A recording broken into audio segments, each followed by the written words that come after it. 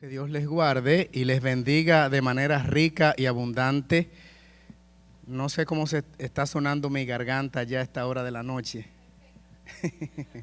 Bueno, por lo menos sé que el quedarnos aquí representa que hay una buena actitud, una buena disposición. Cuando estudiamos la palabra y miramos el grupo de Pentecostés, los 120, dice que se reunían todos los días en el templo y de alguna manera percibían ellos que estar en contacto con el Señor y siendo receptores de la bendición del Espíritu representaba una necesidad urgente en sus vidas, y ojalá lo sintamos de igual manera nosotros.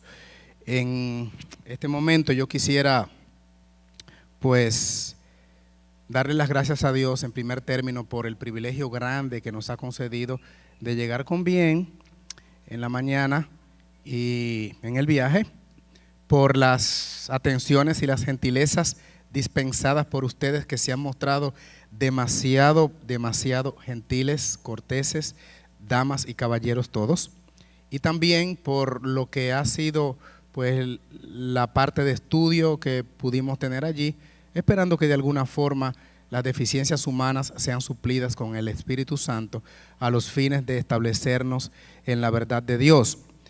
La Iglesia Adventista tiene un mensaje especial y particular, y nosotros debiéramos glorificar a Dios siempre por habernos permitido ser actores actuantes en la última etapa de la historia humana. Esto se maneja, déjame ver. Ok, ya, creo. Ok, vamos a estudiar este tema en esta fecha, reparadores de portillos, que es extraído precisamente de esta expresión que está en Isaías capítulo 58, versículo 12, a la cual yo quisiera ahora que acudiéramos en nuestras Biblias. Está aquí puesto en pantalla y podemos leerlo, pero yo también quiero que si tienen sus Biblias físicas, también vayamos a las Escrituras, porque vamos a hacer un pequeño ejercicio aquí en relación con este pasaje. Así es que aunque está en pantalla, de todas maneras vamos a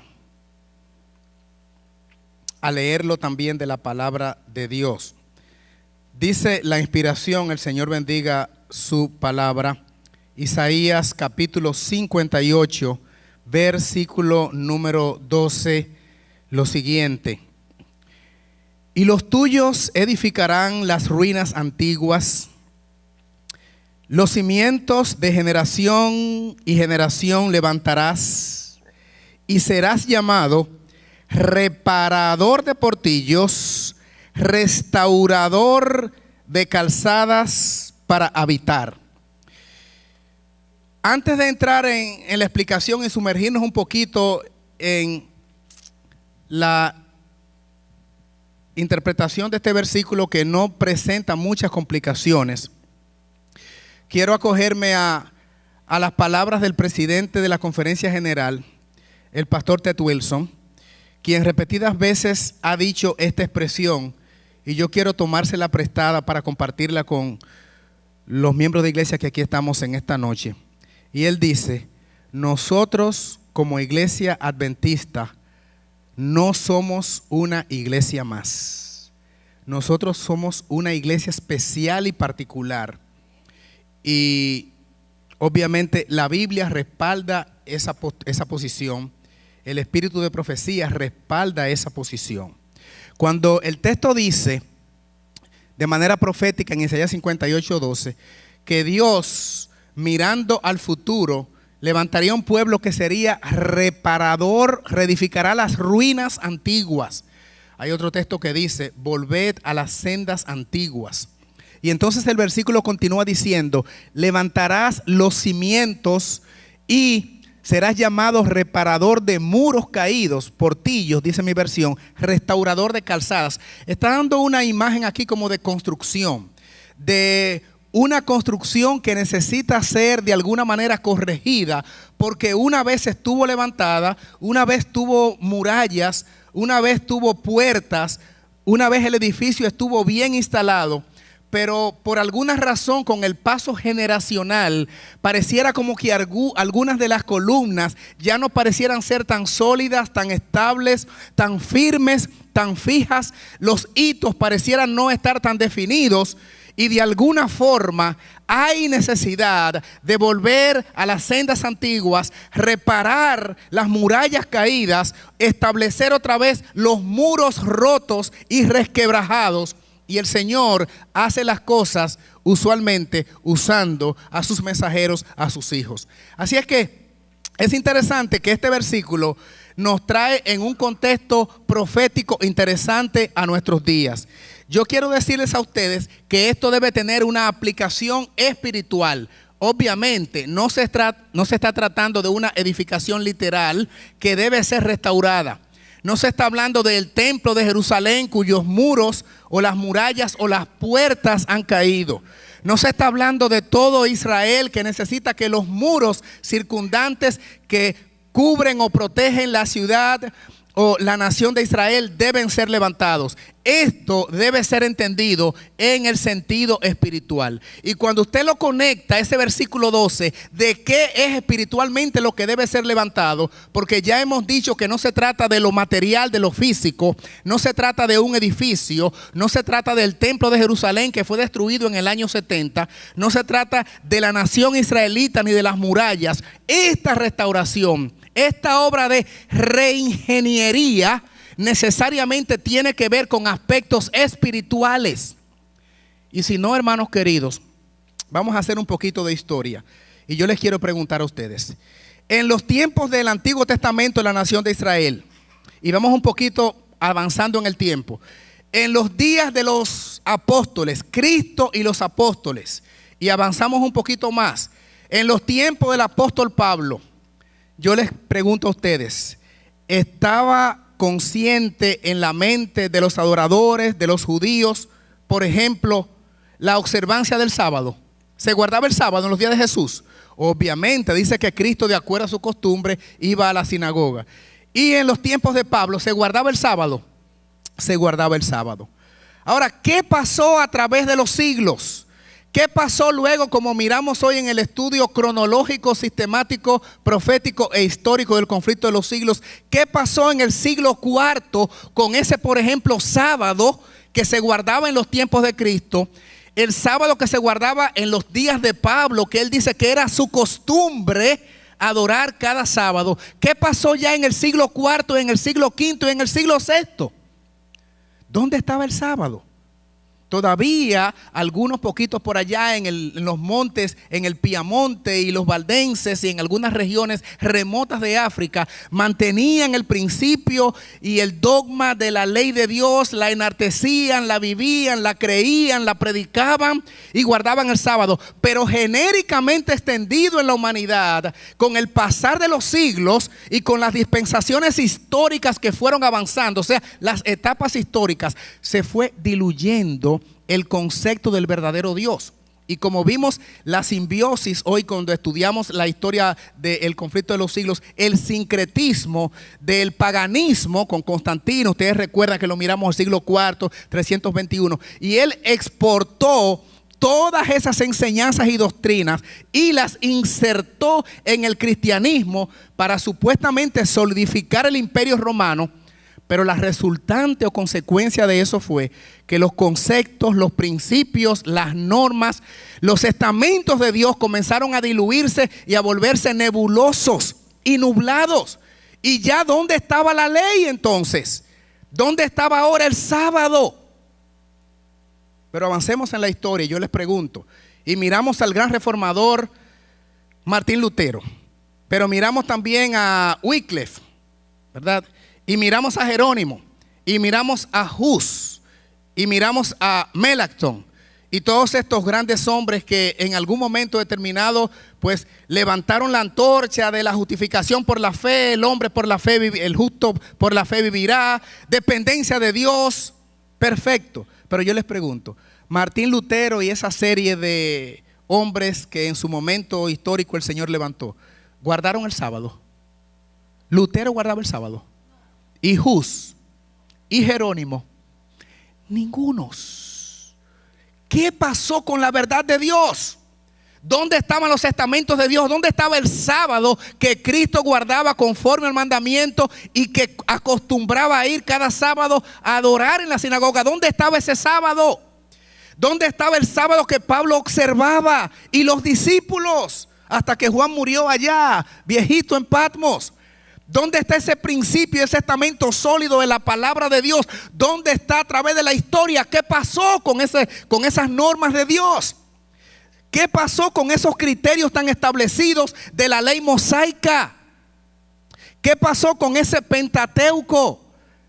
¿Qué pasó con esos conocimientos tan básicos que ellos defendían al considerarse hijos de Abraham? A Abraham tenemos por padre y a Moisés por profeta. ¿Dónde estaba la Torá en este momento? ¿Dónde estaba ahora en la Edad Media con esos hombres de Dios? Hermanos amados, se había diluido. Y entonces, ¿saben qué había que hacer? ¿Saben qué Dios tuvo que hacer? Reedificar las ruinas antiguas. Esos fundamentos sólidos debían ser reestructurados otra vez. Esa reingeniería de la que les estoy hablando. Y si ustedes notan, por eso les dije que a pesar de que el texto aquí estaba en pantalla, quería que tuvieran su Biblia física. Porque después del versículo 12, ¿cuáles versículos siguen en Apocalipsis 58? El 13 y el 14, obviamente, en la secuencia. ¿Y qué dicen los versículos 13 y 14 de Isaías 58? Conectado o entrelazado con el versículo 12 que habla de restaurar lo que se había perdido en las dispensaciones históricas. Si retrajeres del sábado tu pie, de hacer tu voluntad en mi día santo, y allí comienza alabando la necesidad de volver otra vez al fundamento bíblico con la consabida promesa de los fieles y los leales a ese mandamiento que se había diluido en la historia. Ya miramos que Lutero no observaba el sábado, pero si quieren, avanzamos un poquito más en el tiempo y yo les digo, tal vez la mente más preclara y más visionaria, que fue un instrumento elegido por Dios para comenzar el movimiento adventista, William Miller. ¿Saben que Miller nunca guardó el sábado? Miller, el hombre de 1844, el hombre de Daniel 8:14, hasta 2300 días y el santuario será purificado. Miller murió sin haber observado el sábado. Ahora, Miller será salvo. Miller, Primeros Escritos dice, y nosotros fuimos ahí, una gira de la iglesia, fuimos allí donde está la tumba de Miller, y el Primeros Escritos dice que hay ángeles velando la tumba de Miller y que cuando la resurrección ocurra, Miller estará entre los salvados. Quiere decir esto que será juzgado de acuerdo a la luz que tuvo, y eso es hermoso. Pero es interesante que se había diluido esa verdad del sábado. Se había diluido, por eso es que inmediatamente después del versículo 12 aparece: si retrajeres del sábado tu pie, porque era una columna, una calzada, un muro que otra vez debía ser restaurado, otra vez debía ser reedificado. Ahora, el Señor trabaja en dispensaciones. Dispensaciones quiere decir etapas históricas. Y el Señor lo ejemplificó o lo graficó a través del santuario terrenal, que era una copia del santuario celestial, obviamente. Era simplemente una sombra. Y el Señor ejemplificó las dispensaciones históricas a través precisamente de los diferentes departamentos del santuario. Cuando Cristo se humana y viene a la tierra, Él viene a morar entre los hombres y asume la naturaleza humana, siendo y permaneciendo Dios en todo momento y en toda circunstancia. Allí, en el lugar donde Jesús vivió y creció, desarrolló su ministerio de sanación. Dice que un ministerio tripartito hacia Jesús, de predicar, de enseñar y de sanar. Y eso Jesús lo hacía en lo que en el santuario estaba graficado como el campamento. Y si no, vamos a hacer una referencia muy somera y rápida, simplemente para ubicarnos en el tiempo y en las circunstancias. El santuario, vamos a hacernos la imagen. Ustedes conocen la carpa movible, ¿verdad? Que ellos desmontaban y armaban de acuerdo a la instrucción de Dios, y la nube que los cubría de noche, de día, el fuego y todo eso. Y la chequinata allí en el lugar santísimo. Ahora, los departamentos también ustedes lo conocen. Conocemos la gran carpa. Pero fuera del perímetro de la barda que circundaba el santuario, allá estaban fuera del perímetro las 12 tribus de Israel. Y el Antiguo Testamento me dice que estaban ubicadas 3 en cada punto cardinal: norte, sur, este y oeste, 3, 3, 3 y 3, 12 tribus de Israel. Fuera del campamento ya entonces estaban las naciones que no correspondían a Israel. Pero Israel vivía en los campamentos allí. Cuando del campamento entraban al santuario, ¿a qué primer lugar entraban? ¿Cuál era el primer departamento al cual entraban? Al atrio o al patio, donde el primer, vamos a decir, mueble o la primera construcción que había allí era el altar del sacrificio, el altar de bronce. Es por eso que cuando Cristo viene, ejemplifica los pasos del santuario, y su ministerio lo realiza básicamente en el campamento. Pero cuando Cristo, eso lo explica muy bien el conflicto de los siglos, cuando Cristo va a la cruz, al Calvario, el Calvario para Cristo representó el atrio donde el corderito era sacrificado. ¿No dijo Juan 1:29? He aquí el cordero de Dios que quita el pecado del mundo. Ese corderito de un año que todos los días en la mañana y todos los días en la tarde, sin mancha y sin mácula, era sacrificado, ¿a quién eventualmente representaba? Representaba a Cristo. Así que cuando Cristo viene y muere en la cruz, está siendo no el tipo, sino ya el antitipo, la realidad, no la sombra, sino la esencia misma del sacrificio que tipificaba, ejemplificaba, era una parábola de la realidad. Así es que en el caso de Cristo, el Calvario fue el atrio. Y obviamente eso tenía una dispensación cristiana específica. Y luego el lugar santo y el lugar santísimo también, que corresponde a etapas históricas específicas. De acuerdo a las escrituras y lo que creemos la doctrina adventista, el Señor, después de los 40 días, cuando asciende al cielo, entra al lugar santo. Apocalipsis 4 y 5, que es donde, ¿por qué sabemos que subió allí y no al lugar santísimo? Porque la adoración la recibe en el departamento donde están los candelabros, que estaba en el lugar santo. Estaba también los panes de la proposición, y todos esos muebles estaban en el lugar santo, hasta que la profecía indicaba que en su momento Cristo pasaría al lugar santísimo. Lo que estamos tratando de decir aquí, hermanos, es que el Señor manda, de acuerdo a las dispensaciones históricas proféticas, el mensaje necesario para cada época, en todo momento, siendo Cristo Jesús el centro del mensaje. Por eso hay una cita que no está incluida en este material, pero que me gusta utilizarla mucho, que dice: el Cristo crucificado, resucitado, ascendido al cielo y próximo a venir, es el compendio del mensaje adventista. O sea, las 4 fases del Cristo del Calvario, y ninguna de esas fases pueden salir de contexto ni pueden dejarse fuera, porque aborta el plan redentivo. O sea, así como importante es la cruz, si Cristo muere en la cruz pero no resucita, dice Pablo, en vano fuera nuestra fe. Un buen hombre que murió por su pueblo, dio su vida, pero eventualmente quedó muerto allí. La muerte lo venció, de manera que no hay posibilidad de plan redentivo. Pero si Cristo todavía muere y resucita y decide no ir al cielo para ratificar ese sacrificio y para que nosotros podamos tener acceso a Dios, tampoco tiene efecto el plan redentivo. Pero si hace esa tercera faceta y de alguna forma dice, bueno, pero hice estas 3, pero decido no regresar a la tierra, también el plan redentivo deja de ser efectivo. Así es que cada una de esas facetas es importante. Yo quiero, en este sentido, pasar a hablarles de algunas de las, tal vez, posiciones, doctrinas básicas de las denominaciones cristianas más radicadas, o sea, tal vez de más número, de más feligreses, particularmente en los Estados Unidos. Por supuesto, no vamos a hablar de todo porque sería extendernos en el tiempo. Pero, por ejemplo, miren, el metodismo, los metodistas. Ustedes conocen de los metodistas. Fundador John Wesley. ¿Qué creen los metodistas? ¿Qué creen los metodistas? Ahí está en pantalla. Ellos creen en la Santísima Trinidad. Nosotros decimos deidad, ¿verdad? Padre, Hijo y Espíritu Santo. Y son una iglesia protestante, los metodistas de John Wesley. Ok. Los pentecostales y los metodistas surgen casi en la misma fecha. Miren allí más o menos fechado entre 1729 1735. Cuando esto surge, no había visos de adventistas todavía. No había aparecido el mensaje adventista. Miller no estaba predicando aún. Así es que hace rato que los pentecostales, que surgieron también bastante por la influencia del mismo dirigente, o vamos a decir el inspirador de los metodistas, surgen más básicamente para la misma fecha.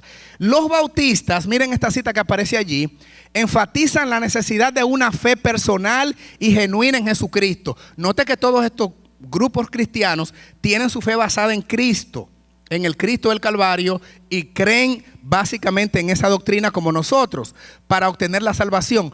Ponen especial énfasis en el principio de la salvación solo por gracia, correctamente, por medio de la fe, aunque consideran que la creencia auténtica conlleva un compromiso inherente con las buenas obras. O sea, somos salvos por gracia, por fe, pero están válidas las buenas obras también, dicen ellos. Y es así. Y además hacen hincapié en la entrega personal del fiel a Cristo y en su aceptación como Señor y Salvador del creyente. No sé si esto tiene pointer aquí, pero yo creo que tengo uno por acá. Con estos requisitos se considera necesario para ingresar a la iglesia como paso de obediencia y no como requisito para obtener la salvación. El bautismo aquí está. El bautismo del creyente adulto, o sea, creen el bautismo de los adultos, no de los infantes, por inmersión, lo creemos nosotros así, también, ¿verdad? El bautismo es precedido por una profesión pública de fe en Jesucristo como Señor y Salvador. ¿Qué yo estoy tratando de mostrar o ejemplificar con esto? Que estos grupos cristianos tenían bastante la doctrina que hoy nosotros como evangelio genérico tenemos y creemos. Pentecostales, los metodistas, los bautistas, y tal vez podemos mirar alguno más. Miren acá, por ejemplo, los luteranos, luteranismo. Allí está el símbolo con la rosa de Lutero, sello personal de Lutero, que se volvió símbolo del luteranismo. ¿Y qué creen los luteranos? Creen en Jesucristo como fundador espiritual y comparten la creencia de que Dios es uno. Otra vez la Trinidad, es decir, Padre, Hijo, Espíritu Santo. Además se comparte la interpretación bíblica que hizo Lutero de que Dios no justifica a los hombres por sus obras buenas, sino más bien por su fe. Un principio bíblico, una doctrina neotestamentaria arraigada y que nosotros compartimos. Lo que el pensamiento de Lutero se basa en el concepto de la justificación por la fe, gloria a Dios, que negaba cualquier teoría católica. Ustedes saben que Lutero se confrontó con el clero de la Edad Media respecto a los méritos personales aplicables a la salvación. Además, los luteranos rechazan completamente la mediación de los santos, vírgenes y la veneración de las imágenes. Lutero denunció la venta de indulgencias y la obtención de los perdones a cambio de bienes, así como la venta de cargos eclesiásticos, prácticas que por lo tanto son rechazadas por la iglesia luterana. Y otra vez, como dijimos con los metodistas, como dijimos con los evangélicos, como dijimos con los bautistas, como dijimos con los luteranos, aquí ahora en este caso, nosotros estamos contestes, estamos de acuerdo y compartimos una gama de esas posturas teológicas como pueblo adventista. Pero el origen de los luteranos se remonta a finales del siglo XVI. Otra vez es importante la fecha. ¿Por qué estamos enfatizando fecha? Porque todos estos grupos cristianos evangélicos religiosos, todos, y no les menciono los congregacionalistas, no les menciono los episcopales, que son prácticamente armas gemelas con el cuerpo católico romano, la misma iglesia católica romana, y muchísimos otros cuerpos evangélicos, todos, y cuando digo todos, estamos diciendo todos, existían antes del surgimiento de la Iglesia Adventista del Séptimo Día. Miller comenzó a predicar en el 1831, avanzó con su predicación cuando en el 1833 vio la caída de meteoritos y reforzó aún más en los próximos 10 años hasta que el clamor de medianoche fue dado en el verano de 1844. Cuando Miller estaba predicando su mensaje, hace rato, pero mucho rato, que todas estas denominaciones existían ya, predicando lo que hemos visto. Ahora, ustedes no han visto en ninguna de esas posturas evangélicas un mensaje particular o específico como los tienen los adventistas. En ninguna de esas doctrinas de estos cuerpos cristianos aparece, por ejemplo, el santuario. Nunca los discípulos, ni Pablo, ni Lutero, ni los reformadores, ni esta iglesia que surgieron, aparecen en ningún lugar proclamando un mensaje especial de que el mundo debía prepararse para la venida de Cristo. Para nada aparece santuario, por lo menos no en el concepto que nosotros lo entendemos, una doctrina exclusiva y única, el juicio investigativo o preadvenimiento. Y para nada, por supuesto, nada que tiene que ver con mensaje de los tres ángeles, sino el Cristo de la cruz, el Cristo del Calvario, el Cristo que nos impulsa a ser salvos por gracia y por fe. ¿Qué estamos diciendo con esto? Estas teorías o posiciones, doctrinas reales, buenas y válidas, están en el atrio, deben ser observadas, respaldadas por nosotros porque son parte del paquete del evangelio eterno y nunca debemos dejarlo de lado. La cruz de Cristo es la base para toda la demás doctrina. Lo que ocurrió con el mundo protestante es que no avanzaron en la dispensación cristiana. Por eso Elena White, cuando llega a 1844 y se hace el llamado final, dice que las iglesias en el clamor de medianoche se dio el mensaje para que salieran de su confusión de Babilonia y aceptaran el mensaje del santuario, y no lo hicieron. Y Elena White dice, se quedaron rezagadas y se convirtieron en las iglesias caídas de Babilonia, porque no avanzaron en la dispensación histórica, porque se quedaron con su mensaje y no avanzaron hasta la revelación de la dispensación como Dios la estaba dando a través de la historia. Sin embargo, fueron ellos usados en su momento por Dios. Mira esta cita que es importante. Anótela allí si quiere y léala con detenimiento. Aparece en El Conflicto de los Siglos, página 138. Antes de leerla, el año pasado apareció un caballero que eventualmente después tristemente falleció en un accidente, el Tony Palmer, y junto con un grupo de líderes religiosos evangélicos, y eventualmente después le manda un mensaje a Francisco, le dice: la reforma se acabó, por lo tanto ya no hay motivo ni razón para protestar. Los protestantes dicen: la protesta is over, terminó, no hay que protestar nada ya. Todo lo que había que protestar lo protestaron ya esta gente en la Edad Media: Calvino, Lutero, Hus, Jerónimo. Ya no hay nada que protestar. Esto difiere con esta cita que dice Elena White en El Conflicto de los Siglos. Léanla junto conmigo. La reforma no terminó como muchos lo creen al concluir la vida de Lutero. Tiene aún que seguir. ¿Hasta cuándo? Eso es lo que dice la cita del Conflicto de los Siglos. Hasta el fin del mundo. Lutero tuvo una gran obra que hacer, la de dar a conocer a otros la luz que Dios hiciera brillar en su corazón. Pero él, Lutero, no recibió toda la luz que iba a ser dada al mundo. Desde aquel tiempo hasta hoy y sin interrupción, nuevas luces han brillado sobre las Escrituras y nuevas verdades han sido dadas a conocer. Con todo lo que Dios usó a Lutero y con todo el baluarte que fue Lutero en su tiempo, Lutero no tenía toda la luz. Lutero nunca guardó el sábado, no tenía claro lo de la inmortalidad del alma y por lo tanto el santuario para nada, mensaje de los tres ángeles en lo absoluto. Y por eso Elena White dice: la reforma no terminó con Lutero y sigue hasta el final de los tiempos. ¿Para qué debe seguir la reforma hasta el final de los tiempos? Y más importante, ¿para qué? ¿En manos de quién continúa la reforma en estos días?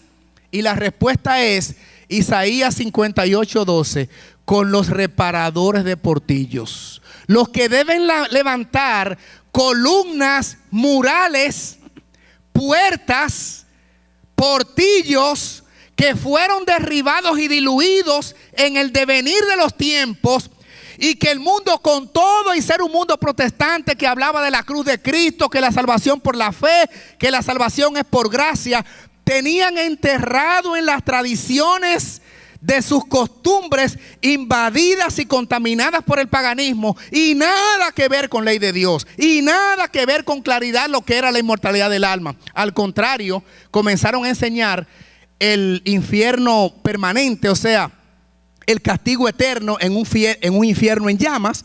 Comenzaron a adoptar doctrinas equivocadas alrededor del Espíritu Santo. Comenzaron a tergiversar el concepto de la adoración.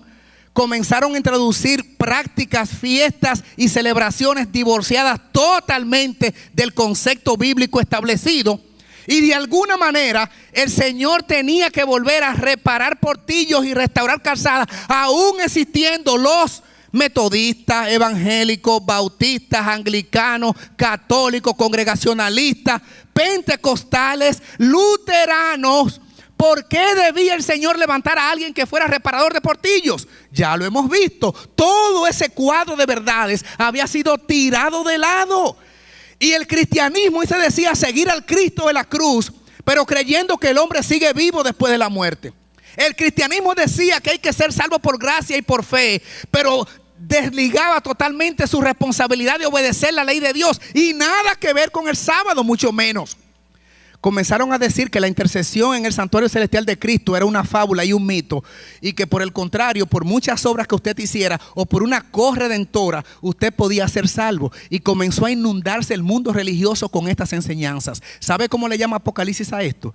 Le llama adulterio espiritual, la simbiosis de lo pagano y de lo mundano con lo religioso. Y sabe también que dice la Biblia, que el mundo religioso ha sido embriagado con el vino fermentado de las abominaciones. El mundo cristiano embriagado con un vino representado por doctrinas erróneas y falsas. Hermanos queridos, si Dios no levanta un movimiento para ser reparadores de portillos, ¿quién estuviera hoy como antorcha o como una lumbrera diciéndole al mundo, hay un santuario? ¿Quién lo estuviera haciendo? Explicándole a la gente la verdad sobre la inmortalidad del alma. Diciéndole a la gente que hay una ley vigente, que es verdad que somos salvos por gracia por medio de la fe, pero que para nada eso implica dejar de lado los estamentos santos escritos con el dedo de Dios. Para nada hubiésemos tenido nosotros hoy un grupo que estuviera alzando la voz diciendo el sábado es santo para Jehová, a menos que el Señor no hubiese querido que se levantaran esos portillos y se restauraran esas calzadas. Gloria a Dios, porque Dios quiso que esas estructuras caídas fueran levantadas. Hermanos, esto es lo que tiene al mundo con luz. Vamos a estar claros. Por eso estoy de acuerdo con el pastor Ted Wilson, que dice, nosotros no somos una iglesia más para decir lo que otros dicen. No somos una iglesia más. Hace rato que estos grupos estaban. Cuando Miller llegó, se encontró con toda esa gente diciendo lo que hemos visto en pantalla. Hace rato que lo estaban diciendo. Lo que no estaban diciendo es lo que Miller comenzó a decir. Lo que nunca dijeron es lo que después los pioneros comenzaron a decir. Eso nunca lo estaban diciendo. ¿Y qué era lo que estaba diciendo Miller? Nosotros conocemos. ¿Qué predicaba Miller cuando comenzó el adventismo? Daniel 8:14, hasta 2300 tardes y mañana el santuario será purificado. Ustedes saben que de ahí surge la doctrina del santuario. Él comenzó a estudiar y dijo, ya lo explicamos esta tarde, el santuario creía que era la tierra, que iba a ser consumida por fuego y demás cosas. Pero cuando Miller con tanto entusiasmo dice, finalmente viene el fin para la humanidad, porque esa purificación quiere decir que va a caer fuego, que es como se purifican las cosas, ¿verdad? Hay ejemplos bíblicos para ello. Así es que Cristo viene, y cuando calcula la fecha y encuentra en Daniel 9 el establecimiento del comienzo, cuando con Artajerjes allá comienza la orden para restaurar Jerusalén, y le suma 2300 años, ¿a dónde llega Miller? A 1844. Y cuando llegó ese verano, la sierva de Dios dice que comenzó a llamarle a su predicación el clamor de medianoche, que es parecido a lo que va a ocurrir ahora al fin del tiempo, pero que se le llama el fuerte pregón. Allá se le llamó el clamor de medianoche. ¿Por qué? Porque fue un énfasis inusitado Predicando estaba él desde 1831, pero ese verano duplicó sus fuerzas. Miller no dormía, dice que predicaba 7 sermones al día, con un entusiasmo increíble, hermanos, y con una alegría de saber que su Salvador venía. Oh, ya Cristo viene. Y los que se sumaron con él, déjenme decirles que compartía, era contagioso, era por todo el mundo, era Heinz, era José Lynch, era todo Fitch, con un ímpetu, con una alegría, con una entereza, con una decisión, con una conciencia de que se iban a casa. Pero nosotros sabemos qué pasó, y la Biblia refiere lo que habría de ocurrir con Miller y los que predicaban este mensaje. Y allí está el texto, vamos a buscarlo en Apocalipsis capítulo 10.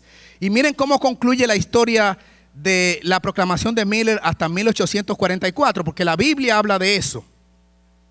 En Apocalipsis capítulo 10, versículo 9 hasta el 11. Apocalipsis capítulo 10, versículo, dice 9, pero yo voy a leer desde el 8.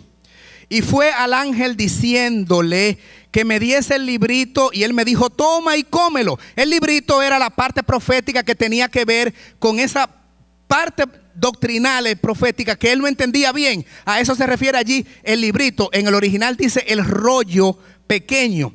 Y le dijo: cómelo y te amargará el vientre, pero en tu boca será dulce como la miel. Versículo 10. Entonces tomé el librito de la mano del ángel y lo comí, y era dulce en mi boca como la miel, pero cuando lo hube comido, amargó mi vientre. Hermanos, ese ímpetu de Miller, esa alegría de Miller y los pioneros predicando, especialmente en el clamor de medianoche: oh, ya mi Señor viene. Se acaban las tragedias, las desgracias, las injusticias, las disparidades. Nos vamos a casa pronto. Y con ese entusiasmo santo, esta gente querían contagiar y que nadie se quedara sin esa cita de ir a casa porque ya Cristo venía. Oh, pero cuánta alegría. Y cuando se acercaban los días: oh, pero nuestro amado Señor viene. Y se pasaban las noches en vigilia y ayunaban. Y un entusiasmo tremendo y una alegría contagiosa. 22 de octubre, 1844, y Jesús no vino. Hermanos, la decepción. Y como decimos los adventistas, el chasco tremendo. Lo que era tan dulce y tan sublime, ese librito, esa profecía que habían devorado y con lo cual estaban ciertos que su Señor ya venía, eventualmente resultó que no era así y que el evento era otro. El cálculo era exacto de Miller, desde 457 a 1844. El problema no era de cálculo, el problema no era de cómputo, el problema era de acontecimiento o evento. Él había estado trastocando el acontecimiento y por lo tanto estaba dando un mensaje que representaba confusión, pero no por lo exacto de la fecha. Y entonces la Biblia dice: y cuando experimentaron la realidad, amargó su vientre. Recuerden que el Apocalipsis es un libro simbólico y está presentando ilustraciones. Esto quiere decir, fue una decepción tan acentuada que no lo puede describir el autor del Apocalipsis con otras palabras sino amargura de vientre. Qué mal cayó esto, qué mal cayó esto. Pero ¿qué dice el ángel entonces que le está dando la visión a Juan en Patmos? Leamos el último versículo, el versículo 11. Y él me dijo: es necesario que profetices otra vez sobre muchos pueblos, naciones, lenguas y reyes. Miller, esto no se ha acabado. Llegó 22 de octubre 1844, pero quiero que sepas que esto no se ha acabado. No es el fin de la historia humana. Y te voy a revelar, y al otro día Irán Exxon recibe la visión explicándole que es real y efectivamente lo que había ocurrido. Y entonces se le da la orden a Miller: es necesario que vuelvas a predicar todavía, pero no solamente a este grupito, sino a naciones, sino a lenguas, sino a pueblos, sino a todo el mundo. De aquí en adelante realmente es que hay mensaje adventista. No era como Miller creía, que ahí se acababa. Al contrario, ahí comenzaba. Para Miller, 1844 era el fin de la predicación. Para el ángel, 1844 era el inicio de la proclamación de que Cristo comenzaba su obra en el santuario. Así lo presenta la Biblia. Y después así lo explica la sierva de Dios. No era el fin de la predicación, al contrario, era el comienzo de la predicación. ¿Pero de cuál predicación? De la predicación del librito, de la parte profética que él no había comprendido cabal y enteramente. Y vamos a adentrarnos ahora en algunas citas que yo creo que van a ayudar a clarificar bastante lo que estamos diciendo acá. Miren, la Biblia dice así, el espíritu de profecía. Pero antes de leer esta cita, vamos a usar un poquito de lógica y de razonamiento. Vamos a usar un poquito de lógica. ¿No están dormidos? Me pueden escuchar ahora este minuto, ¿verdad? Hermanos, vamos a usar el common sense, el sentido común. Llega Miller y de Miller nunca guardó el sábado, pero de Miller surgieron los pioneros adventistas, ¿sí o no? Ahí estaba Elena con él, sufriendo el chasco, sí. Estaba White, estaba Exxon, Raquel Preston y un grupo. Hermanos, finalmente en 1861 se le da nombre a la primera conferencia adventista del séptimo día. Y en 1863 se organiza la conferencia general a nivel mundial. Yo les quiero preguntar a ustedes, si cuando Miller y si durante todo ese tiempo en los pioneros ya existían todas estas denominaciones cristianas con este mensaje, usemos la lógica y el razonamiento. ¿Para qué tenía el Señor que levantar otro movimiento para que dijera lo mismo que estaban diciendo los anglicanos, los evangélicos, los bautistas, los metodistas, los luteranos? Hace rato que ellos estaban diciendo Cristo murió en la cruz. ¿Para qué el Señor levanta un movimiento profético? ¿Para qué? Oh, hermano, yo tengo información ahí en la Biblia, en el Espíritu de Profecía, que lo dice con claridad meridiana, y todo adventista debiera saberlo. ¿Para qué fuimos surgidos nosotros? El libro La Voz y su uso correcto dice que no prediquemos lo mismo que se puede oír en otras denominaciones cristianas. Si nosotros nos conformamos a la predicación del atrio y del lugar santo, nuestra predicación o nuestro mensaje es mutilado o amputado. Esos dos términos los definimos. ¿Qué es un cuerpo cuando está mutilado? Mutilado tiene como, no está completo, tiene hoyo. Y cuando a alguien se le amputa una pierna o un brazo o un miembro del cuerpo, cuando a alguien se le amputa, ¿qué quiere decir? Se le corta. Nosotros fuimos levantados no para predicar un evangelio amputado o mutilado. ¿Ustedes saben por qué? Porque sin pretender ser arrogante, egocéntrico ni vanidoso, la única iglesia, y lo digo por mi condición de adventista del séptimo día, la única iglesia que puede rastrearse en las profecías es el movimiento adventista del séptimo día. Porque usted ve cuándo surgió, por qué surgió, con qué mensaje y con qué misión. Y repito esas cuatro áreas que la definió muy bien el pastor Robert Pearson, un expresidente de la Conferencia General por allá por los años 60. Él dijo, nuestra iglesia tiene un origen, una misión, un mensaje y un destino. Repito las cuatro cosas para ser iglesia realmente con concepto y con sentido. Tiene nuestra iglesia unos orígenes, tenemos que conocer los orígenes. Segundo, una misión. Tercero, un mensaje. Y cuarto, un destino. Y si nosotros no entendemos nuestro origen, nuestra misión, nuestro mensaje y nuestro destino, nosotros perdemos identidad. ¿Qué quiere decir identidad? ¿Quién es usted? ¿A qué familia pertenece? Si mi misión y mi mensaje no es el mensaje adventista, la razón por la cual el Señor levantó a su pueblo, yo no soy único ni distinto. Yo estoy en el conglomerado y en el paquete.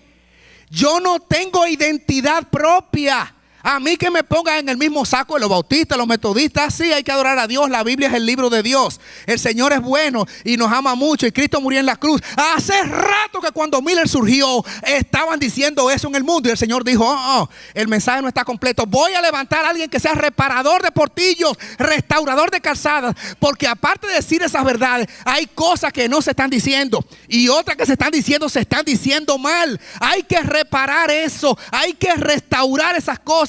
Hay que hacer reingeniería de esas cosas. Necesariamente tiene que haber un pueblo que sea reparador de portillos. Y levanta a Miller y a los pioneros para que comenzaran a decir, hay un santuario en el cielo. Pero ¿saben más que decían? Salí de Babilonia. ¿Y sabe también para qué esta iglesia está constituida? Para decir el tercer mensaje y decir: cuidadito con identificarte con el sistema de error que quiere gobernar al mundo y que quiere la gloria para ello, con imposición en contra de la conciencia de la gente, y quiere imponer una marca de la bestia. Al contrario, el ofrecimiento mío es que tengas el sello de Dios. Hay una mala reputación para el mensaje profético adventista, tristemente por la falta de comprensión exegética y hermenéutica. Y la mala comprensión radica en lo siguiente: creer que en el mensaje profético adventista, dos errores básicos. No hay amor, error garrafal. Error garrafal. Señores, de principio al fin el mensaje profético está repleto del amor de Dios.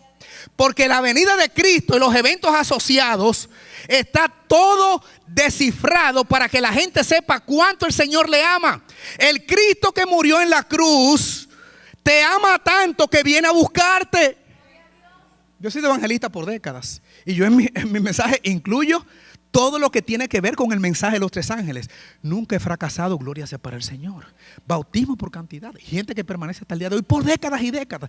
Y nunca se ha ocultado el mensaje adventista, porque yo no soy bautista, ni metodista, ni anglicano, ni luterano. Yo soy adventista. Adventista histórico con el mensaje adventista. En sus orígenes. Hay que conocer los orígenes, el mensaje y la misión. De lo contrario, no tiene razón de ser. Vuelvo a decirle, el día que la iglesia se desconecte de su misión y de su mensaje, pierde identidad. Deja de ser una iglesia única con un destino específico. Hermanos, esto no lo está diciendo nadie, y nadie tiene esa luz. ¿Quién tiene espíritu de profecía real y genuino? Bueno, los mormones tienen un espíritu de profecía con José Smith, profeta verdadero, con todo lo que dice, contradiciendo la Biblia. Para nada. Para nada. Y respetamos a los hermanos que tienen esa confesión religiosa. Sin embargo, hermanos, nosotros tenemos la ley y los testimonios, características del pueblo fiel remanente, Apocalipsis 12:17. Tenemos un cúmulo de verdades y la palabra profética más segura, a la cual hacemos bien en estar atentos. Si nosotros nos llevamos de la Biblia, no tenemos que oír profecía de Nostradamus, porque eso es diabólico. Ni los mentalistas, ni los astrólogos, ni los agoreros, ni los que suben cosas a internet de manera sensacionalista y fanatizada. Yo tengo las escrituras, la palabra profética más segura, y tengo un profeta moderno, inspirado por Dios, con toda la capacitación del Espíritu, que me dice qué hora es en el reloj profético y dónde estamos en el mapa histórico profético de los tiempos, para no desviarme y para no caer en beber del vino fermentado de los errores de las doctrinas erróneas de las demás iglesias o de las demás denominaciones cristianas. Yo no tengo ni que creer eso, ni que aceptarla, ni que predicarla, pero sí tengo que tratar de salvar a esa gente, porque muchos de ellos en su error posiblemente están cumpliendo con esas normativas, pero si llega la luz de ellos, la luz a ellos, ellos pueden hacer cambios significativos y radicales en sus vidas. Y esta cita lo que dice es: debiéramos estudiar los grandes hitos. Miren esa palabra allí, hitos. Los grandes hitos que señalan los tiempos en que vivimos. Ahí está la fuente de Manuscript Release, y también Eventos de los Últimos Días y Last Day Events en inglés también. Aquellos que se coloquen bajo el control de Dios para ser guiados por Él captarán. Miren quiénes. Captarán el paso continuo de los eventos que Él ha dispuesto que ocurran. Debemos ver en la historia, por eso vimos la cronología histórica del conflicto de los siglos, debemos ver en la historia el cumplimiento de la profecía, para estudiar las operaciones de la providencia en los grandes movimientos de reforma y para comprender el progreso de los eventos en el ordenamiento de las naciones para el conflicto final de la gran controversia. Esta cita de la profeta, si es que creemos en la profeta, dice: estudiemos los hitos para que sepamos por dónde vamos y lo que está pasando, y le demos una interpretación bíblica. Yo les pregunto, ¿han escuchado ustedes esta declaración, este enunciado, este postulado? Ay, pero que esos temas me asustan. ¿Alguien lo ha oído? No prediquen de esas cosas, porque esas cosas nos asustan o me asustan. Hermanos, la iglesia adventista, que es un movimiento profético, debe estar cimentado en la palabra de Dios. Cuando alguien dice esa declaración tan lastimera, a mí no me preocupa el mensaje ni el mensajero que provocó tal declaración. ¿Saben qué me preocupa mucho a mí? La persona que lo dijo. Porque toda persona que con el conocimiento de las profecías se asuste porque Cristo venga pronto, tiene que revisar su vida espiritual. Tiene que revisarse, pero revísese de pies a cabeza y de cabeza a pie. Le asusta saber que Cristo viene. ¿O usted cree entonces en el rato secreto? Porque los que creen en el rato secreto creen que se van al cielo sin tribulación. Aquí no vamos a pasar de nada. Cuando llegue el tiempo, Cristo nos levanta y la tribulación que los cojan otros. Así es que dice la Biblia. Dice que la tribulación la pasa el pueblo aquí abajo. O sea que si yo creo en la venida de Cristo, tengo también que estudiar los eventos asociados. Pero otra vez vuelvo. ¿Saben ustedes quién es el centro de las profecías? Cristo Jesús. Nosotros no estudiamos las profecías para resaltar la figura de ningún hombre, de ningún sistema, como falsamente a veces se denigra a los que proclamamos el mensaje adventista genuino. Nosotros no es verdad que estamos resaltando la figura del papado, al contrario. Lo que pasa es que usted no puede predicar el mensaje del tercer ángel sin denunciar las figuras actuantes allí, porque el Señor dice que debe ser conocido, y lo vamos a ver más adelante. Usted debe especificar bien cuando le dice al mundo qué es, que no tome la marca de la bestia. La gente tiene que saber lo que es la bestia, y quién es la bestia, y cuál es la marca, y la imagen de la bestia, y el número de su nombre. O de lo contrario estoy dando un mensaje difuso, nebuloso, no interpretativo, mutilado o amputado, si yo no soy claro y específico. Por eso yo digo que me encanta Elena White, como ella habla llano, claro, llamando las cosas como son y sin tapujos. Así es que es una, vamos a decir, deformación y una falta de criterio decir o establecer que el mensaje profético no es cristocéntrico. Yo he escuchado, por ejemplo, esto. Bueno, en la iglesia vamos a tener un programa. Vamos a tener 2 programas en la iglesia. Un programa cristocéntrico y otro día o después vamos a estudiar el mensaje profético. Espérese. El mensaje cristocéntrico y después el mensaje profético. O sea, son 2 cosas diferentes. O sea, en el mensaje profético no está el amor de Cristo. No es parte del plan redentivo del Cristo crucificado, resucitado, ascendido al cielo y próximo a venir. No es parte del paquete del evangelio eterno que debe ser predicado a toda nación, tribu, lengua y pueblo. Pero a propósito de la palabra evangelio, ¿qué es lo que quiere decir evangelio? Evangelium. Buenas nuevas, buenas noticias. Ustedes han notado cómo comienza el mensaje de los 3 ángeles. Y vi otro ángel volar por en medio del cielo que tenía las buenas noticias. Evangelio, porque vamos a traducirlo entonces. Entonces cuando después me dice que prediquemos el evangelio eterno, me dice, y el evangelio eterno es esto: temed a Dios y darle honra porque la hora de su juicio ha llegado. Evangelio eterno, buenas noticias eternas son esto: salí de Babilonia. Evangelio o buenas noticias eternas es esto: no tome la marca de la bestia. Y a todo eso la Biblia me le llama evangelio.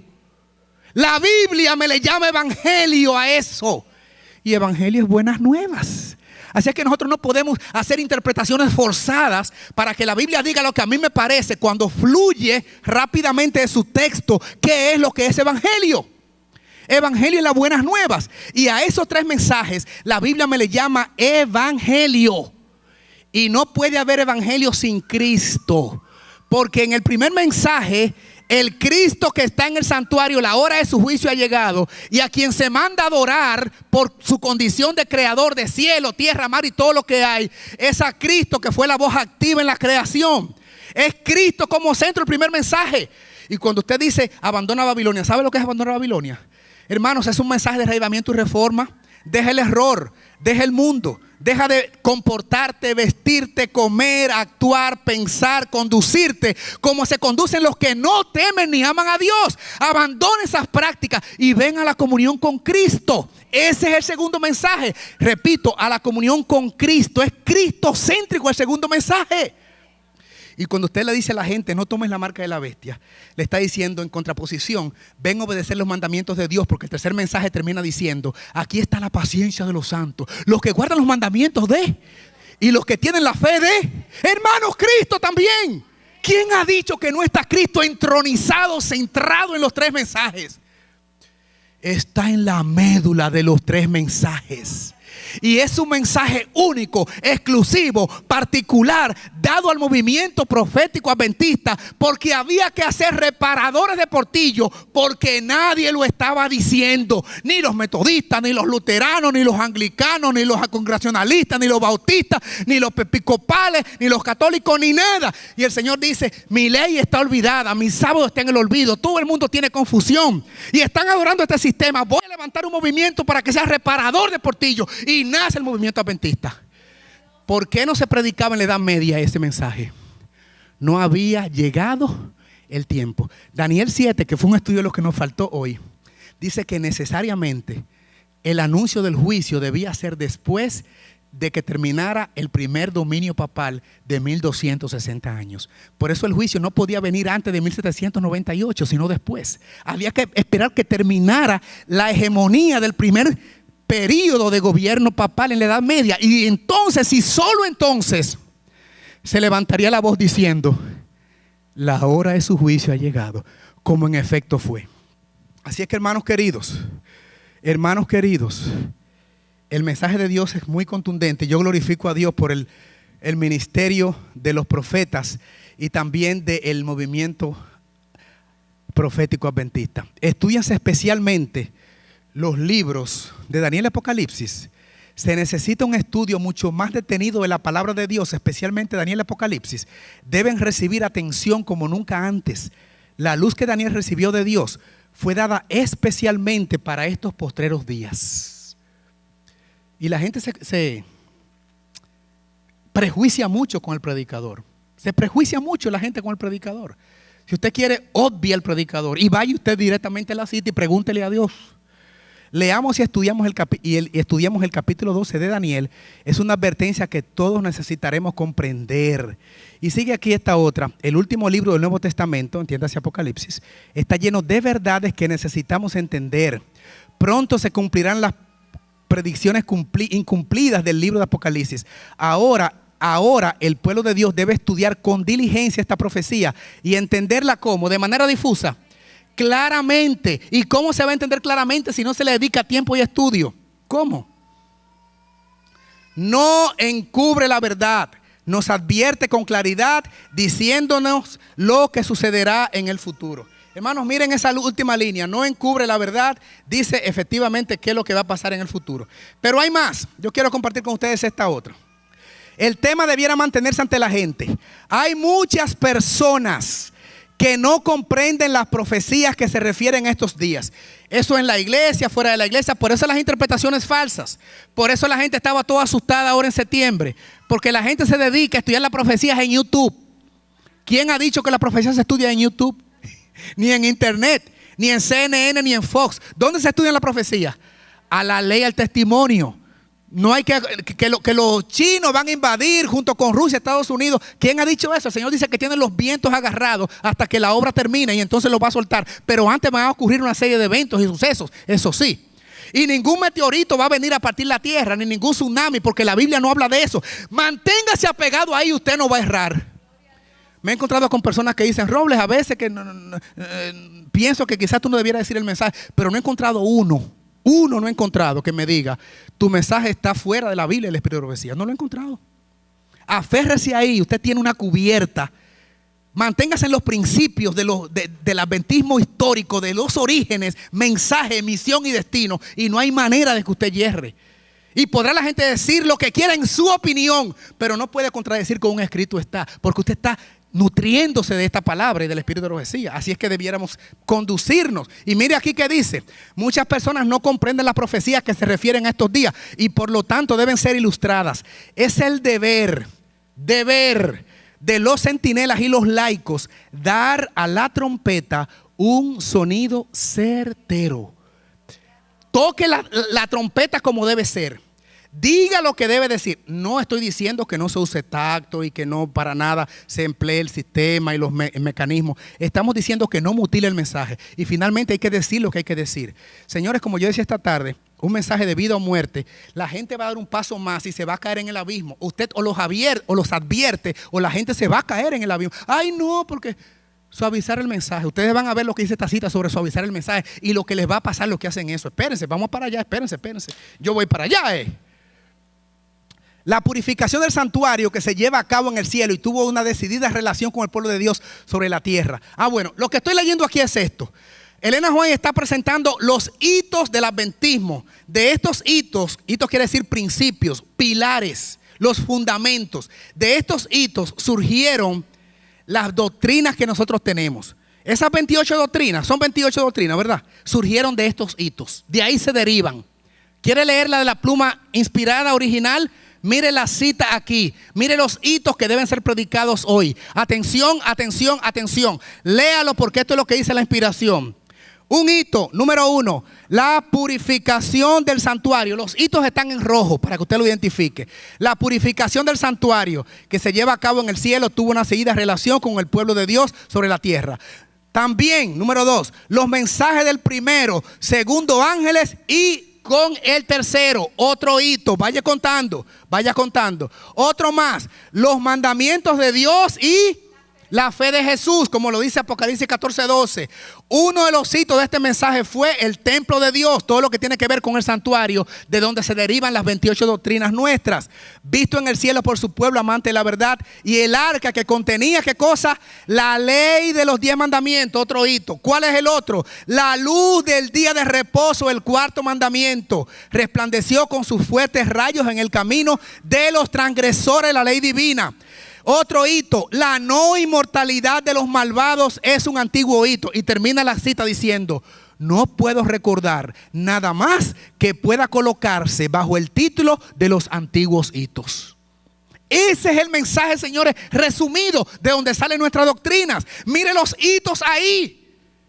Por una persona elegida por Dios para contribuir a levantar el pueblo que debía ser reparador de portillo. Esas cosas no las tiene el pueblo evangélico. Esas iglesias que yo les puse antes no tienen esto.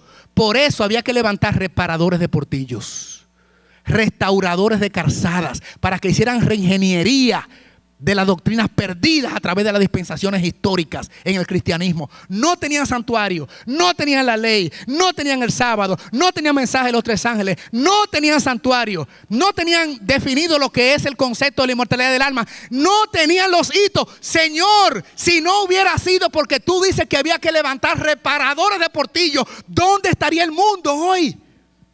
Hermanos, estamos para eso, para restaurar calzadas, para ser reparadores de portillos. Estos hitos, esto es adventismo de médula.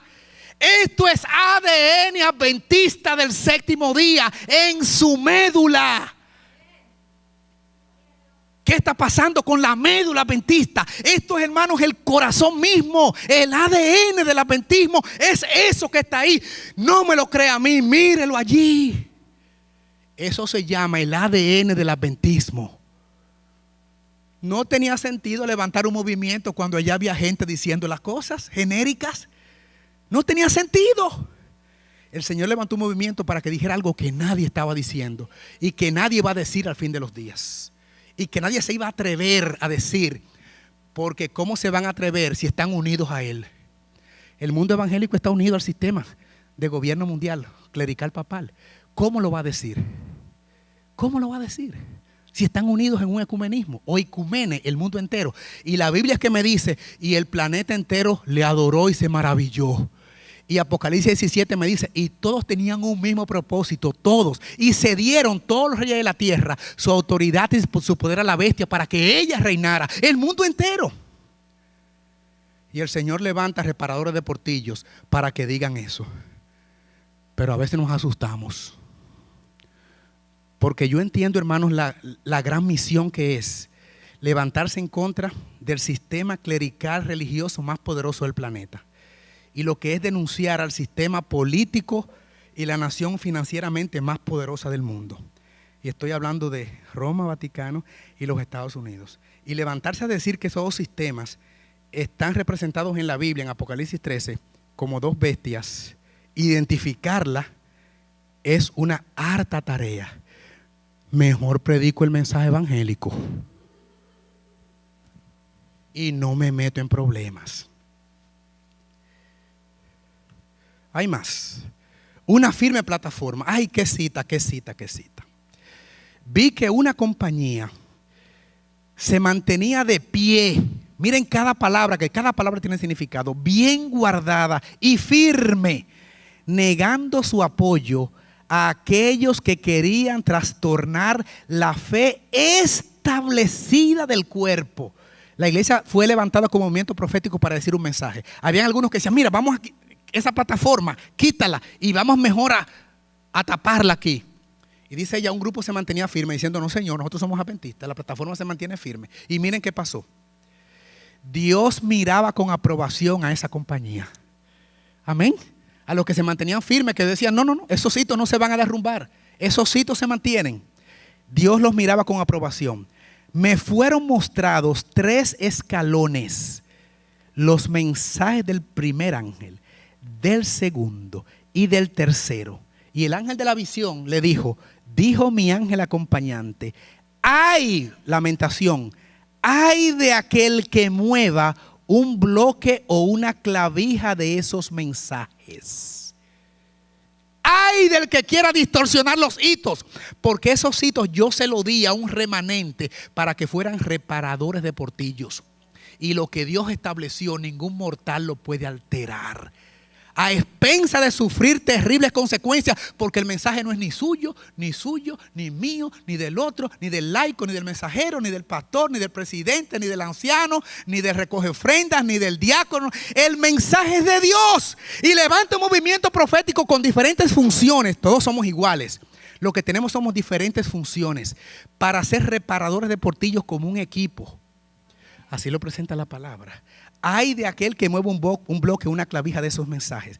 Y dice, la verdadera comprensión, miren si es importante, la verdadera comprensión de esos mensajes es de importancia vital.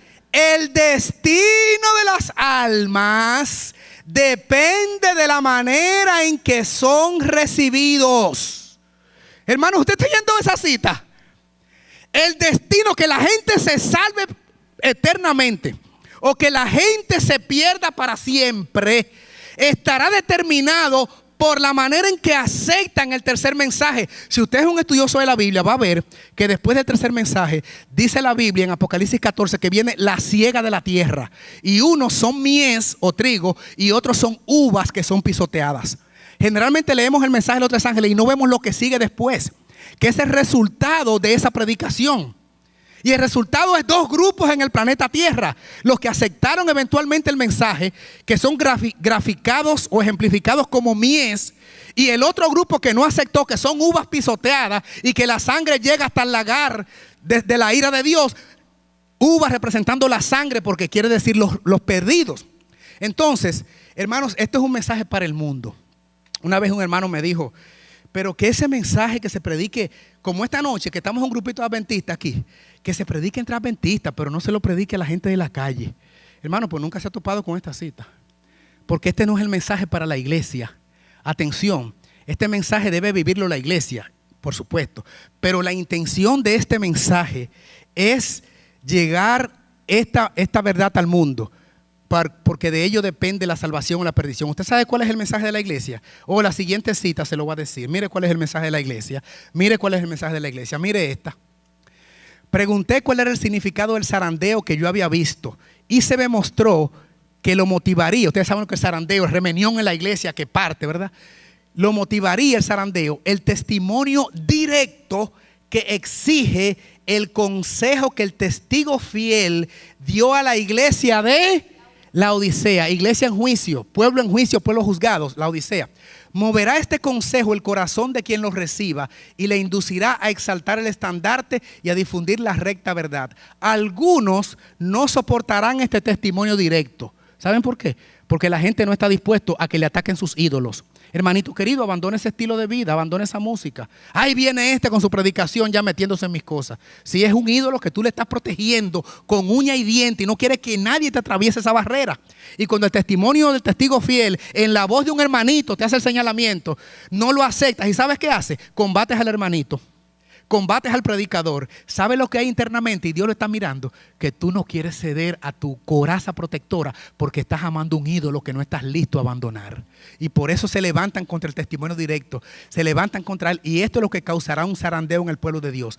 Vi que el testimonio del testigo fiel había sido escuchado tan solo a medias. Y ahora miren, Se parece un poquito a la cita anterior, pero aplicado a otro grupo. El solemne testimonio del cual depende el destino de la iglesia se tuvo en poca estima. Hermanos, miren esta cita y compárenla. Miren, el destino de la iglesia depende de que la iglesia, destino para bien o para mal, que la iglesia acepte el mensaje de reprensión a la Odisea. Pero el destino del mundo, de las almas, depende de la manera en que son recibidos los mensajes del primero, del segundo y tercer ángel. Ven que hay un mensaje para el mundo y un mensaje para la iglesia. Y de esos dos mensajes depende el destino. La iglesia depende del mensaje del testigo fiel a la Odisea. Depende cómo lo acepte. Está ya prácticamente escrito cuál va a ser el destino de la iglesia. Pero el destino del mundo está en que acepte el mensaje de los tres ángeles. Mírenlo otra vez la comparación. El destino de las almas depende de la manera en que son recibidos, ahí en rojo. Y miren aquí en rojo abajo. El destino de las almas, ok, el siguiente. El solemne testimonio del cual depende el destino de la iglesia se tuvo en poca estima. Ven que se parece, pero aplicado a diferentes grupos. El mensaje del tercer ángel es decisivo para los de afuera. El mensaje de la Odisea es decisivo para los internos. ¿Se está entendiendo, sí o no? ¿Está claro? Bueno. Por razones de tiempo. Bueno, vamos a leer. Cuando Dios manda a los hombres avisos tan importantes que la profecía los representa como proclamadas por santos ángeles que vuelan por el cielo, es porque Él exige que toda persona dotada de inteligencia les preste atención. Los terribles juicios que Dios pronunció contra los que adoran la bestia y su imagen, Apocalipsis 14, 9 al 11, deberían inducir a todos a estudiar diligentemente la profecía para saber lo que es la marca de la bestia y cómo pueden evitarlo. Pero las muchedumbres cierran los oídos a la verdad y prefieren fábulas. El apóstol Pablo, refiriéndose a los últimos días, dijo: porque vendrá tiempo cuando no sufrirán sana doctrina. Ya hemos entrado de lleno en ese tiempo. Las multitudes se niegan a recibir las verdades bíblicas porque éstas contrarían los deseos de los corazones, lo que le decía, los ídolos acariciados, pecaminosos, deseos del corazón pecaminoso y mundano, y Satanás le proporciona los engaños en que se complacen. ¿Ustedes quieren oír eso? Pues yo les voy a mandar eso. Eso es música para sus oídos. Arrullir, arrullar. ¿Verdad? Para que te duermas. ¿Eso es lo que tú quieres oír? Pues está bien, eso te doy. Pero el testimonio directo no está haciendo cambio en tu vida. ¿Por qué son tan populares y tan mega iglesias? Las iglesias que digan, venga como quiera y permanezca como quiera. Porque el Señor te dice, ven como quieras, pero el Señor te hace cambio y transformaciones. Pero estas iglesias dicen, caben todos, sencillamente no le hagas mal a tu prójimo, mucho amor y manifiesta mucha alegría y está todo bien. Doctrina. Eso no es básico ni importante. Vamos a mirar en cuáles cosas estamos de acuerdo. Y si hay doctrinas que la pensamos diferente, ya en el cielo nos pondremos de acuerdo. Cuando lleguemos al cielo nos pondremos de acuerdo. Hermanos, una religión así es fácil. Es aceptada. Porque no implica restauración. Ahí no hay cambio de vida. Ahí no hay la pregunta, ¿qué haré para ser salvo? Ahí no está Cristo entronizado en mí. Ahí yo no permito que Cristo sea formado en mí. Sencillamente una religión fácil, cómoda, acomodaticia, en la que caben todas mis mañas, mis costumbres, mis actitudes. Yo no tengo que cambiar nada, porque Cristo como quiera es tan grande en su amor por mí, que de todas maneras, si es que yo sirvo a Dios y vengo a la iglesia y tengo alguna participación, y con eso basta. Ese es un cristianismo que el enemigo le fascina muchísimo que nosotros practiquemos. El mensaje no debe ser encubierto. Satanás, miren quién, Satanás ha ideado un estado de cosas por el cual la proclamación del mensaje del tercer ángel será detenida. Dice la cita que habría intención de parar el mensaje del tercer ángel. ¿Lo dice la cita o no lo dice la cita? ¿O están dormidos? ¿Y quién haría el intento por detener el mensaje del tercer ángel de acuerdo a la cita? ¿Un hombre? Satanás. Ha ideado un plan de cosas por la cual la proclamación del mensaje del tercer ángel será detenida. Es un plan diabólico detener el mensaje. Un plan diabólico. Debemos precavernos de sus planes y métodos. No debe suavizarse el tono de la verdad. No debe disminuirse el mensaje para este tiempo. El mensaje del tercer ángel debe ser fortalecido y confirmado. El capítulo 18 de Apocalipsis revela la importancia de presentar la verdad, no en términos mesurados, sino con valentía y poder. Y miren ahora, ha habido demasiados rodeos en la proclamación del mensaje del tercer ángel. El mensaje no ha sido dado tan clara y distintamente como debiera haber sido proclamado. Ha habido rodeos. ¿Y quién ha sido el autor de las vueltas y los rodeos y de impedir y de situaciones? El hombre. Satanás. Rodeos. Mesurado. No en forma clara ni decisiva. Señores, ahí están los testimonios. Elena Jesús se pasó 70 años diciendo cuál era la misión y el mensaje de la iglesia. 70 años. Yo estoy haciendo un extracto de una poquita cita. Mi problema al presentar este mensaje es: ¿cuál escojo de las 500 que hay para escoger 3? Ese es mi problema, no es que... Es el problema de la inmensidad. Este tipo de cita, ha habido muchos rodeos, estamos siendo demasiado torpes, demasiado flojos en la proclamación. Dígalo directo. Es por docenas y docenas y docenas aplicado al remanente, porque la iglesia fue formada para eso. Hermanos, hasta que la iglesia no entienda que nosotros no somos bautistas, ni metodistas, ni anglicanos, ni evangélicos, que somos adventistas, que quiere decir advenimiento. Y lo más paradójico y contradictorio es un advenimiento, un adventista que no proclame la venida. Del séptimo día, el sello de Dios, contradicción que yo sea del séptimo día y no levante ese estandarte de la cruz. Que representa la impronta de Cristo en mí, sellado por el poder del Espíritu Santo, y que yo me comporte sencillamente como uno de los que no fueron detrás del velo. Primeros escritos, léalo, donde dice allí que cuando no entraron a esas iglesias, al lugar santísimo, se quedaron fuera. Y dice que comenzaron a adorar y a hacer rituales y adoración. La página creo que 52 de primeros escritos. Y dice que los que entraron en el lugar santísimo le dijeron: Padre, danos tu espíritu. Y vino el Señor y le infundió su Espíritu Santo. Y los que se quedaron en el lugar santo, las iglesias caídas, dijeron: Padre, danos tu espíritu. Pero como Cristo no estaba allí, Satanás vino, infundió, sopló sobre ellos y recibieron un poder, recibieron una fuerza y una luz, pero no estaba el amor de Cristo. Y ellos creían que la influencia que habían recibido provenía de Dios, pero realmente procedía del espíritu del mal. Hermanos, qué engaño más satánico ese, ¿verdad? Usted creer que realmente sirve a Dios cuando realmente está haciendo la obra equivocada. Ahora, mire otra vez la condensación por la cual la iglesia adventista es levantada como reparador de portillos. ¿No vio ninguna otra cita? Pues entonces mire esta.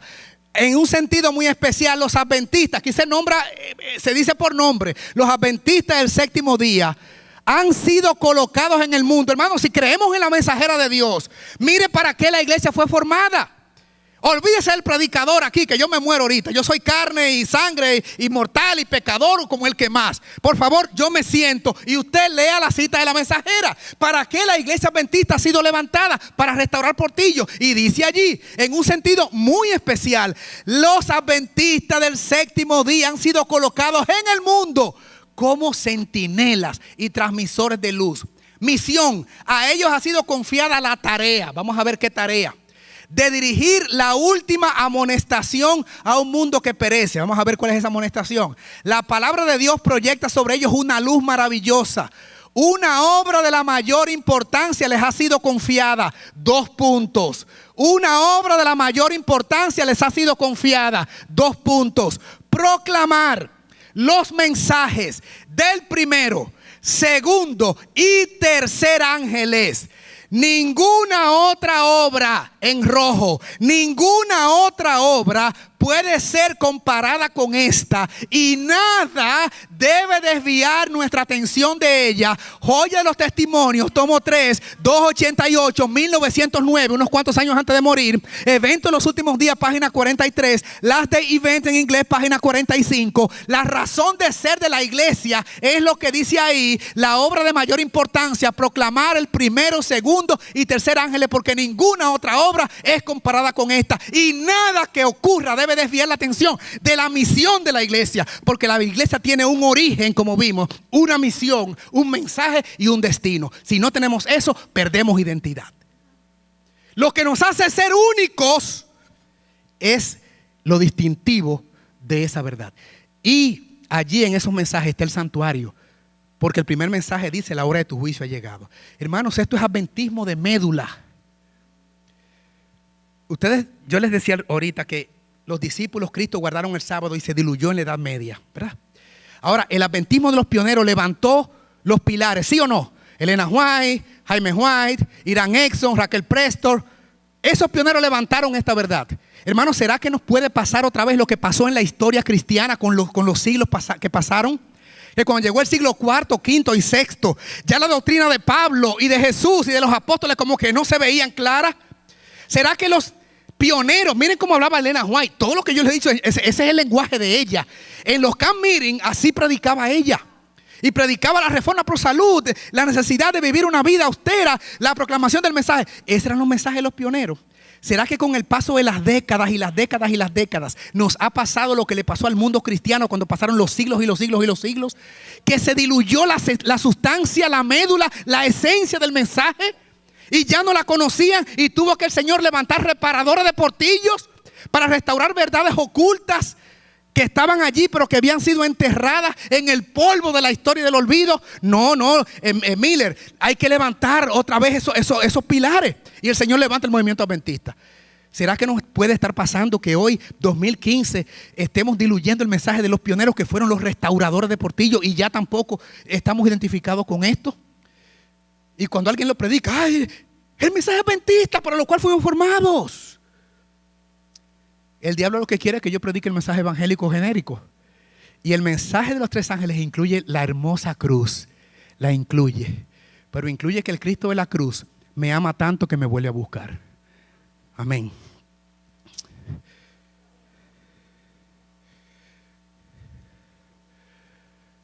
Los solemnes mensajes que en el Apocalipsis se dieron en su orden deben ocupar el primer lugar. Yo le dije que me daba brega de cientos y cientos escoger 3 o 4. Esta es de las 3 o 4. Pero miren la misma línea.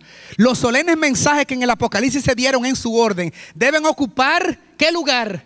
El primer lugar en el pensamiento de los hijos le está hablando a adventistas, le está hablando a reparadores de portillos. Ella sabe claro cuál es la misión de la iglesia. ¿Por qué el Señor la levantó como profeta para estos días? Era para eso, hermanos. Un tiempo precioso pasa rápidamente y hay peligro de que muchos se dejen robar el tiempo que deberían dedicar a la proclamación del mensaje que Dios envió a un mundo caído. Otra vez es al mundo este mensaje. El testimonio de Cristo, que reviste el carácter más solemne, debe ser dado al mundo. El mensaje solemne de este tiempo. Entonces sigue hablando del Apocalipsis, que en todo el libro del Apocalipsis se encuentran las promesas preciosas y alentadoras, así como las advertencias de significado más solemne. Yo avanzo en el tiempo porque yo quiero llegar a una parte ya para en la fase de concluir. El Señor viene pronto. Los centinelas que están sobre los muros de Sión, los muros restaurados de Sión, reciben la orden de despertar para asumir las responsabilidades que Dios les ha impuesto. Dios llama, no yo, ni el pastor, ni el anciano. Dios llama a centinelas que con el poder del Espíritu darán al mundo el último mensaje de advertencia y le dirán qué hora es en la noche. A la gente hay que decirle, hermanos, que si da un paso más se va a hundir. Yo ponía el ejemplo del Titanic. Ay, si a ese capitán le hubieran dicho que dentro de 1 hora iba a chocar con un témpano de hielo. Si le hubieran dicho. Pero usted se imagina, no le diga nada al capitán porque va a interrumpirlo en sus funciones y me da pena. Dígale que se va a morir. Esto es asunto de vida o muerte, señores. Este mundo está agonizando. Es la hora, ahora o nunca. Y lo dice la sierva de Dios. Miren esta otra cita. Y lo dice la Biblia, obviamente. La hora está avanzada. Diferentes periodos de la historia fueron señaladas con el desarrollo de alguna verdad especial. Cada verdad, allí en negrita, se abrió paso entre el odio y la oposición. Los que fueron favorecidos con su luz se vieron tentados y probados. El Señor envía al pueblo una verdad especial para la situación en que se encuentra. ¿Quién se atreverá a publicarla? No es tan fácil, ¿no? Él manda a sus siervos que dirijan al mundo el último llamamiento de la misericordia. No pueden callar sin peligro de sus almas. Y hermanos, yo les voy a decir a ustedes una cosa. 2 citas más y cerramos. Desde niño yo he abrazado el mensaje adventista que mi madre me enseñó. Y me he sentido triste porque no lo he podido hacer con más fuerza. Pero miren, yo no quiero que la iglesia que yo dirijo y a la quien le predico me haga responsable de esto. Cita tremenda. Yo no quiero que nadie me haga responsable de esto. Yo no quiero mis feligreses, a los que yo le he predicado por décadas, y gente que me ha oído por décadas. Yo no quiero ser culpable de esto. Los que de alguna manera tienen o hemos tenido la investidura ministerial de proclamar el mensaje y no lo hacemos, esto es lo que va a ocurrir, está profetizado. Leo la cita. Por todas partes se oían llantos y gritos como estos: tú me impediste recibir la verdad que me hubiera salvado de esta terrible hora. La gente se volvía contra sus ministros con acerbo odio y los reconvenía, les protestaba, los acusaba, diciendo: ustedes no nos advertisteis, nos dijiste que el mundo entero se iba a convertir, todo iba a estar bien, y clamasteis paz, paz, para disipar nuestros temores. Nada nos enseñasteis acerca de esta hora. No me hablaste de la profecía, de cómo estaban las cosas. Y a los que nos precavían contra ella, cuando venía un predicadorcito llamado Robles a hablar, lo tildabas de fanático y maligno que querían arruinarnos. No predicaban el mensaje, y ahora la iglesia, cuando está llena de llagas, busca a los pastores, a los predicadores, a los que se opusieron a este mensaje, y los fue a buscar la iglesia porque están sufriendo las plagas, acusándolos y diciendo: ustedes no nos dijeron el mensaje. Y cuando alguien lo predicaba, le decían fanático, está exaltando al pueblo y creando un sensacionalismo. No lo oigan. Y vendías esa idea. Y miren la cita como sigue: a los que nos precavían contra ella, contra las amonestaciones de los últimos días, los tildabas de fanáticos y malignos que querían arruinarnos. Vi que los ministros no se libraron de la ira de Dios, los ministros infieles que no proclamaron este mensaje. Sus sufrimientos eran 10 veces mayores que la de sus feligreses. Yo no quiero que me pase eso. Primeros Escritos, página 281, segundo párrafo. Maranata, el 20 de septiembre. Dice que si yo, Leonardo Robles, que desde niño me enseñaron esto, y que Dios me ha permitido tirarme por tantos países, y que he estudiado por aquí y para allá. ¿Para qué tú tanto estudias en Costa Rica, en Jamaica, por allá, en Puerto Rico? Para que tenga la luz bajo del almud. Y a los miles que tú les has hablado en programas de televisión, de radio, en vivo, en campaña, en conferencias, evangelistas, de asociación, de unión. Y después entonces tú nunca le dijiste lo que venía. Y la iglesia viene contra mí, hermanos. Y dice que la iglesia le dijiste: tú eres el culpable de que yo esté sufriendo las plagas. Tú, Leonardo Robles. ¿Pero cómo? Sí, porque no me advertiste. Pero yo, no, y cuando alguien quería venir, tú también te oponías a él y no dejaste que la luz llegara ni que me advirtiera. Por caprichos o por lo que fuera. Y los sufrimientos míos como ministro, 10 veces mayores que la de los feligreses. Iglesia, yo termino con un examen de 5 preguntas y se acabó por esta noche. No es este. Mire el examen de 5 preguntas. Mire el examen de 5. Pregunta número 1. ¿Aguardaremos que las profecías del fin se cumplan antes de hablar de ellas? La primera pregunta, mire a ver si usted pasa el examen. Pregunta número 1. ¿Vamos a esperar que las profecías se cumplan antes de comenzar a hablar sobre ellas? Pregunta número 2. Responda: ¿de qué servirán entonces nuestras palabras si ya se acabó la gracia, están cayendo las plagas? Mira, déjame predicarte el mensaje de los 3 ángeles. Mira que el Señor viene sin gracia ya. ¿De qué servirán entonces nuestras palabras si yo dejo pasar el momento oportuno, el momento de la siega? Pregunta número 2. Vamos a la pregunta número 3. ¿Esperaremos hasta que los juicios de Dios caigan sobre el pecador para decirle cómo evitarlos? Ay, no, porque se ofende. Hermanos, ay sí, porque se muere.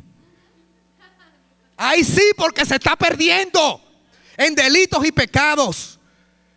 Usted fue levantado como reparador de portillos con un mensaje. Dígale con amor que el Cristo de la cruz derramó su sangre por el amor de Él. No te pierdas, manita. Cristo murió por ti y viene pronto. Mira las señales que están ocurriendo. Esto se acaba, manita. Esto se acaba. Mira los sistemas de poder unificados. Están cambiando la ley de Dios. Están diciendo que se pueden casar hombre con hombre. Eso no está en la Biblia. Eso es contrario a la ley de Dios, a los principios de moral. Por favor, despierta, esos son señales. Esto es Sodoma ya. Despierta, que el hombre de pecado está arrastrando al planeta y lo está engañando. Despierta, Cristo viene, te ama mucho. La gente se despierta, hermanos. Alarmismo no, que se va a morir mi amigo, mi vecino, mi hermano. Alza tu voz como trompeta y vi volar por el medio del cielo otro ángel que con gran voz decía. Esto no es con voz silenciosa. No ponga la luz debajo del almud. Dígale que Cristo le ama y que le ama tanto que regresa por él. ¿Por cuántas preguntas vamos? ¿La 3? Esperaremos hasta que los juicios de Dios caigan sobre el pecador para decirle cómo advertirlo. ¿Dónde está nuestra fe en la palabra de Dios? Y la 5, debemos ver realizadas las cosas anunciadas para creer en lo que Él nos ha dicho. Mire ese examen de 5 preguntas, hermanos. Contéstele usted concienzudamente. Se encuentra en Consejos para la Iglesia, página 115, tomo 1. Le digo a usted algo. Mire esas 5 preguntas y pregunte si debemos aguardar que las profecías se cumplan para comenzar a advertirle al mundo. No, todavía no es tiempo. La mensajera dice de Dios hace rato que es tiempo. La iglesia fue levantado para decir eso. Esta no es una iglesia bautista, ni metodista, ni mucho menos ecuménica. Esta es una iglesia levantada con un principio definido, con un origen, un mensaje, una misión y un destino. Y si no la cumplimos, no tenemos identidad. Somos una del montón. Y Dios no levantó este movimiento profético para ser uno del montón. Hermanos queridos, pero para dar este mensaje, usted tiene que ponerse a tono con la voluntad de Dios. Usted tiene que primero vivir la vida apegada a Cristo y que Cristo sea formado en usted, como dice Pablo en Gálatas. Porque usted no le puede decir a nadie, sal de Babilonia, si tú estás viviendo una doble vida. Si estás viviendo una vida de inmoralidad, con pensamientos impuros, si no sabes dominar tu temperamento y tu carácter, si tienes una ambición por las cosas terrenales, si el egoísmo, el orgullo y la vanidad están copando y moldeando tu existencia, si de alguna manera tus principios están en contraposición contra la palabra de Dios, y si tus prioridades son de la tierra y no las divinas, debes entonces revisarte. Para tú decirle al mundo salir de Babilonia y que tomen el sello de Dios y que adoren de la manera correcta, tú debes haber aceptado el mensaje del testigo fiel a la Odisea, que te dice: el mercader celestial acepta de mí el oro afinado en fuego, acepta de mí la cobertura y la justicia de Cristo, para que esta justificación por la fe, que es la obra de Dios que abate en el polvo la gloria del hombre y hace por el hombre lo que él no puede hacer por él mismo. O sea, él se empodera de mí para que yo no me aparezca en toda mi suciedad. Y Cristo le diga a su Padre: Padre, mi sangre, aquí en el lugar santísimo yo te presento a este pecador que se llama Robles. ¿Cuán pecador? Tiene enciclopedia de pecado, pero ese hombre, Señor Padre, ha experimentado cambios, y yo quiero que por mi sangre en el Calvario Él ha hecho efectivo, y Él quiere aplicar los beneficios del santuario, los beneficios del Calvario aquí en el santuario. Eso es lo que hace Cristo en el lugar santísimo. Se aplican los beneficios del Calvario. Cristo murió por todos, pero no todos serán salvados, porque no todos querrán recibir al Cristo que produce los cambios, para lo cual la cruz fue efectiva. Así es que para mí el sacrificio de Cristo no sea en vano. Hermanos, la iglesia debe levantarse, la iglesia debe unificarse, la iglesia debe pedirle a Dios que le dé pasión por las almas, espíritu misionero, cooperar con el programa de la iglesia, establecerse en los fundamentos, en los hitos y en los pilares de la fe, a los fines de que Dios pueda obrar y pueda venir la anhelada lluvia tardía. La lluvia tardía que el pueblo espera, porque no queremos seguir en este mundo, ¿verdad que no? Nos queremos ir con Jesús. Amén, gloria sea a Dios. Maranata, Cristo ya viene. Cristo sea glorificado en nuestras vidas y nos permita ser hombres y mujeres destacados en la línea de enfrente, para que entendamos que como iglesia hemos sido colocados como pilares para reflejar el carácter de Cristo, y cuando eso ocurra, Él vendrá para reclamarnos como suyo. Dios nos bendiga, muchas gracias. Maranata, Cristo ya viene.